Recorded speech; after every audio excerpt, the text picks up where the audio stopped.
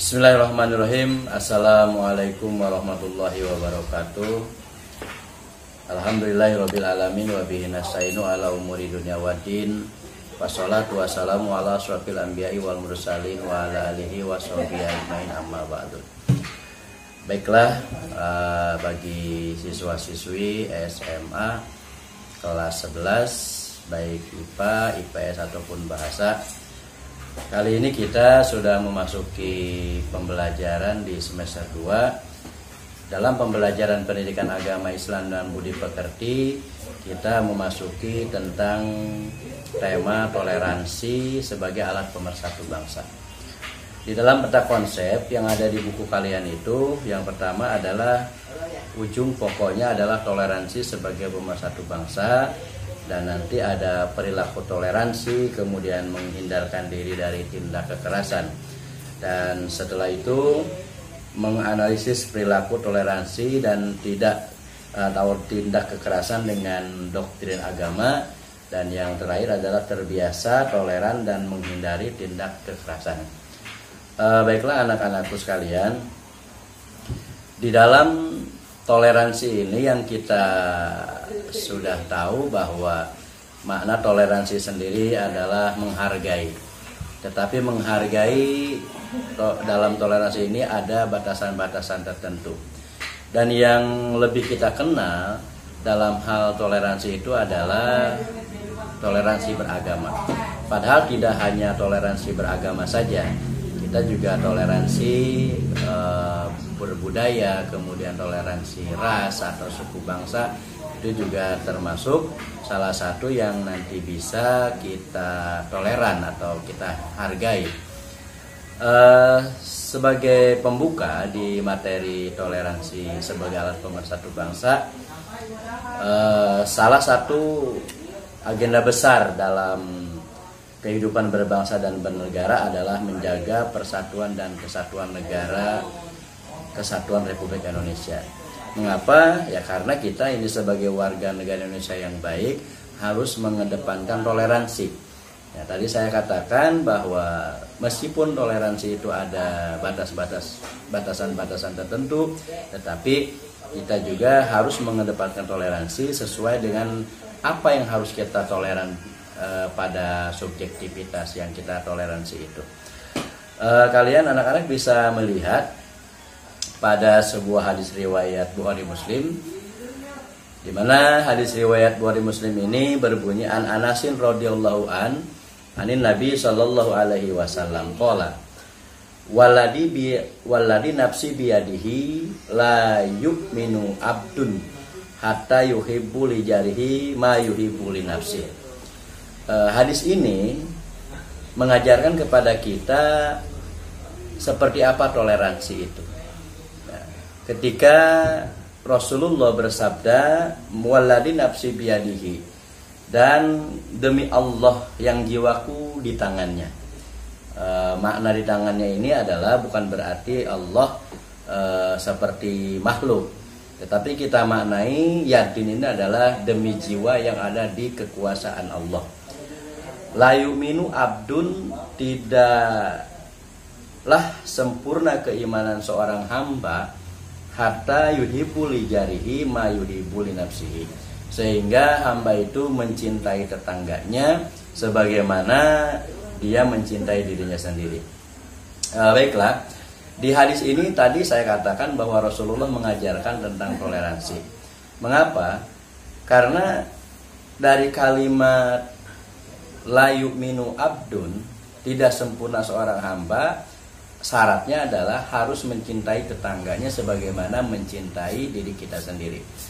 Contoh, ketika kita sedang sakit, maka yang lebih awal tahu itu adalah tetangga. Ketika kita membutuhkan pertolongan yang mana tidak ada yang membantu kita, maka yang lebih bisa awal menolong kita adalah tetangga. Kemudian mencintai diri sendiri ini, ya, di dalam anggota tubuh kita juga ini kita harus cintai, artinya harus kita rawat. Contoh, kita mandi dengan sabun, kemudian dengan lulur kalau anak-anak SMA, atau dengan memakai minyak wangi, supaya nanti apa? Supaya nanti nyaman terasa. Nah, ini sama saja dengan mencintai diri kita sendiri.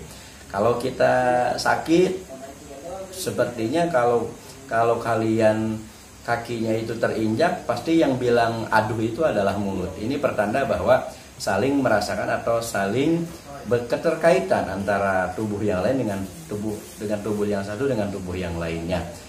Kemudian tangan yang ada di dalam tubuh kita ini juga ada dua.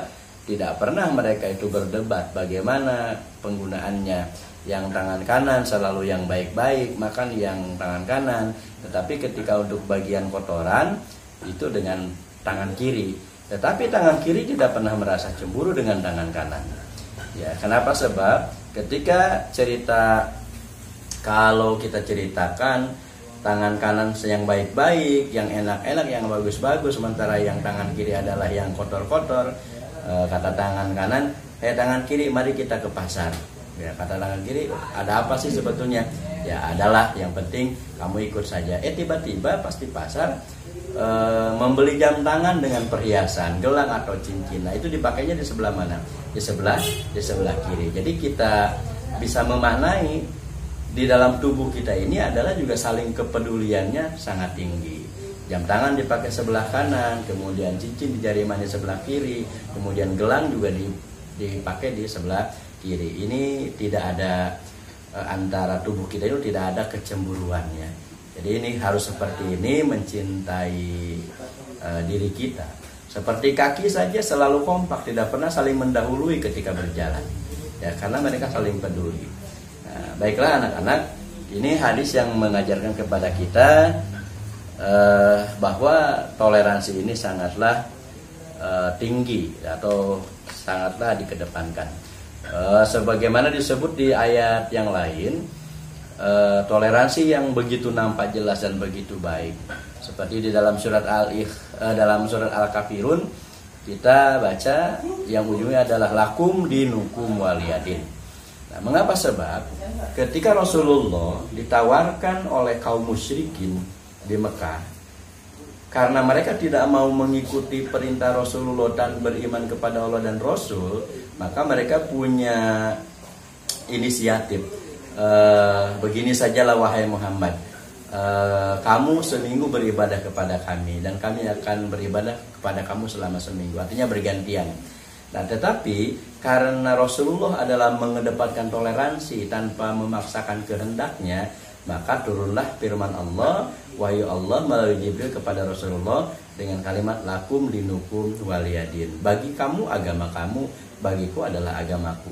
Ya, di mana zaman Rasulullah pun ketika orang-orang sudah tidak mau beriman, Rasulullah tidak pernah mengganggu, dan bahkan Rasulullah memberikan toleran kepada orang-orang yang tidak mau beriman. Ya, untuk beribadah silakan masing-masing. Bagi kami agama kami, bagi kalian adalah agama kalian. Baiklah anak-anak, di materi yang pertama ini, selain dari hadis riwayat Bukhari Muslim, kalian bisa lihat di surat Yunus ayat 40 dan 41. Nah, di surat Yunus 40 dan 41 ini menjelaskan tentang pentingnya perilaku toleransi. Nah, kira-kira menurut kalian apakah toleransi itu sangat penting atau tidak? Saya yakin kalian pasti menjawab bahwa toleransi adalah sangatlah penting. Mengapa toleransi sangatlah penting? Ya, karena toleransi sangat penting itu akan membuat kehidupan kita merasa nyaman. Kehidupan berbangsa dan bernegara di Indonesia kita tercinta ini juga akan merasa nyaman karena saling adanya toleransi. Ya, yang pasti di dalam beragama kita tidak boleh saling mengganggu. Ketika mereka yang bukan Islam beribadah, silakan. Kita melaksanakan sholat Jumat karena Islam itu juga silakan. Ya, bukan berarti begini. Ketika ada teman kita yang memang bukan Muslim, mereka mau beribadah, kita larang-larang.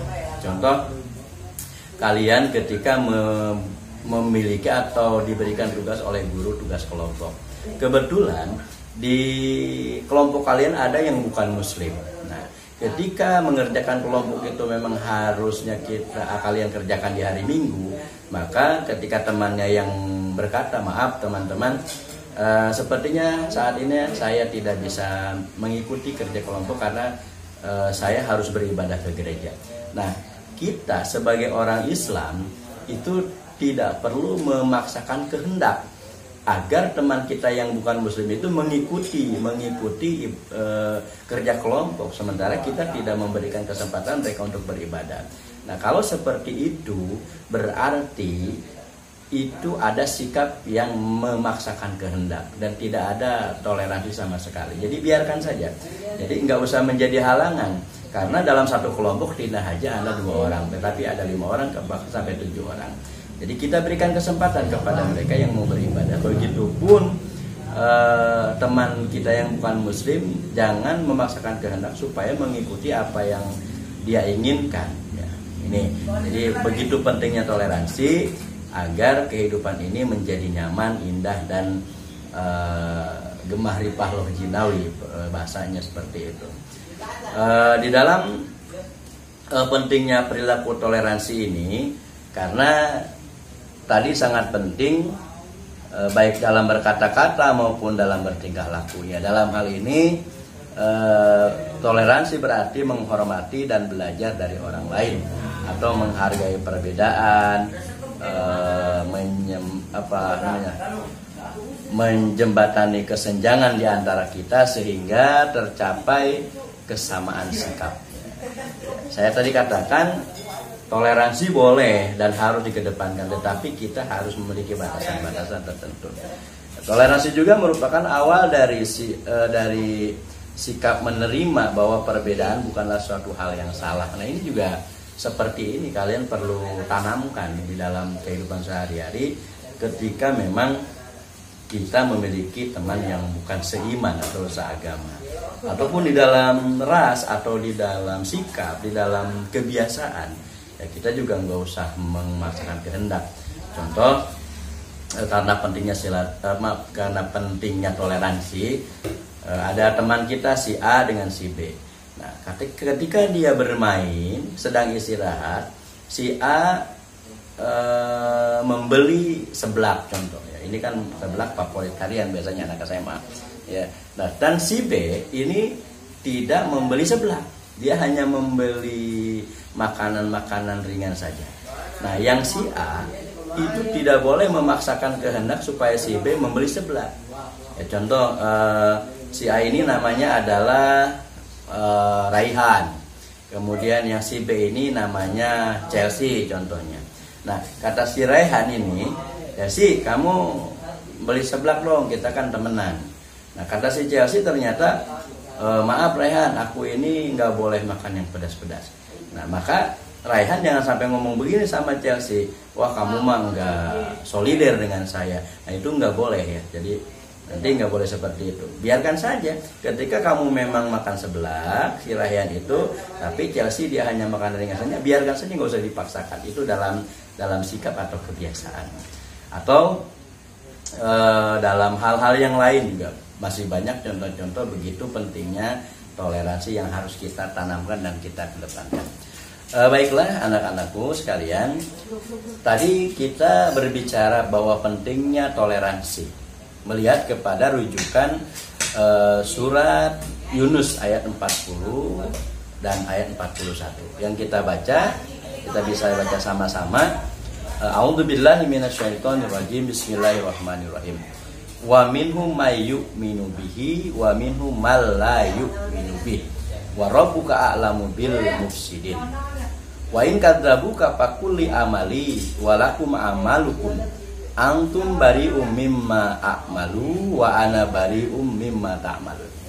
Baiklah anak-anak sekalian, kita perjelas atau kita jelaskan makna dari surat Yunus ayat 40 dan 41. Yang pertama adalah, dan dari mereka ada yang beriman, wa minhum may yu'minu bih. Ada yang beriman, wa minhum man la yu'minu bih, bahkan di antara mereka juga tidak ada yang beriman kepadamu wahai Muhammad. Nah, ini. Wa rabbuka a'lamu bil mufsidin, dan Allah Maha tahu apa-apa yang dirusak atau orang-orang yang berbuat kerusakan.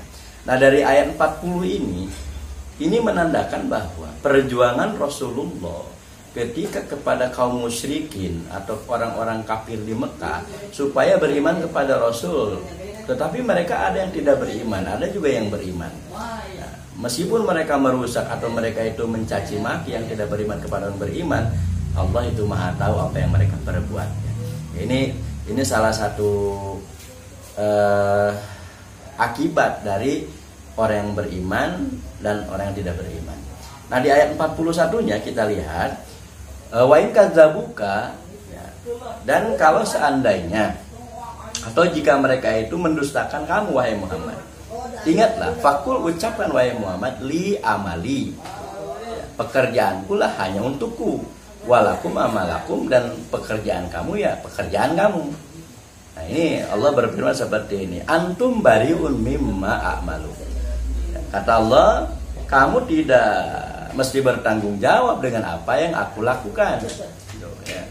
Wa ana bari'um mimma ta'malun, dan aku juga tidak bertanggung jawab apa yang telah kamu lakukan. Nah, dari kalimat antum bari'una mimma a'malu wa antum wa ana bari'un mimma ta'malun. Ini dua kalimat ini adalah mengedepankan pentingnya toleransi. Ya, pentingnya toleransi. Tadi dikatakan ini nanti ada korelasi antara Yunus 41 dengan surat Al-Kafirun tadi. Kalau di surat Yunus ayat 41, antum bariun mimma a'malu wa ana bariun mimma ta'malun. Aku tidak bertanggung jawab, kalian tidak bertanggung jawab atas yang saya lakukan, kata Rasulullah, dan saya juga, kata Rasulullah, tidak bertanggung apa yang kamu lakukan. Nah, ini korelasinya ayat ini dengan Al-Kafirun lakum dinukum waliyadin. Nah, ini menandakan bahwa begitu pentingnya toleransi. Jadi ketika kita saat ini banyak orang-orang yang memaksakan kehendak harus ini ya. Nah, itu, tetapi ketika untuk mengajak kebaikan itu adalah kewajiban kita. Apapun jawaban dari orang yang diajak itu, maka kita tidak terlalu atau boleh memaksakan kehendak apa yang kita inginkan.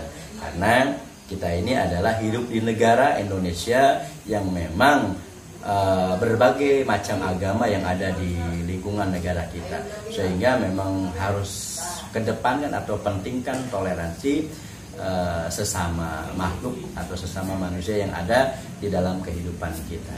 Baiklah anak-anak semuanya, ini baru pertama kita jelaskan pentingnya toleransi. Nanti insya Allah kita akan lanjutkan di segmen selanjutnya, masih kita jelaskan tentang pentingnya toleransi juga. Mungkin saat ini kita akhiri dulu. Mudah-mudahan kita bisa menyambungkan atau nanti bisa membaca kembali dan memahaminya tentang pentingnya toleransi dan makna dari toleransi itu. Cukup sekian dari saya. Billahi taufiq wal hidayah. Wassalamualaikum warahmatullahi wabarakatuh.